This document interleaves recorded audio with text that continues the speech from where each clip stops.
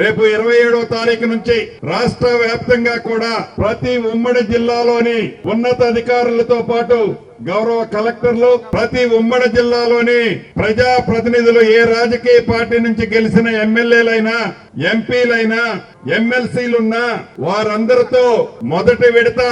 27వ తారీఖు నుంచి రోజుకి 2 జిల్లాల చొప్పున రాష్ట్రంలోని అన్ని జిల్లాలకు సంబంధించిన రాష్ట్రంలోని ముఖ్య అధికారులను కూర్చోబెట్టుకొని ముఖ్యంగా నా శాఖ అయిన రెవెన్యూ, హౌసింగ్ శాఖకు సంబంధించిన సమస్యల మీద రేపు 27వ తారీఖు నుంచి మీటింగులు నిర్వహించుకుంటున్నాం. ఆ తదుపరి ఈ ప్రజాపాలనలో భాగంగా ఇందిరమ్మ ఇళ్ల విషయంలో కానీ, భూభారతి సంబంధించిన రెవెన్యూ విషయాల్లో కానీ, ఇతరత్ర సమస్యలు ఏవైతే ఉన్నాయో రాష్ట్ర వ్యాప్తంగా వడివడిగా పారదర్శకంగా ప్రజలకి మంచి జరిగే విధంగా కూడా సమావేశాలు కూడా ఏర్పాటు చేసుకున్నాం.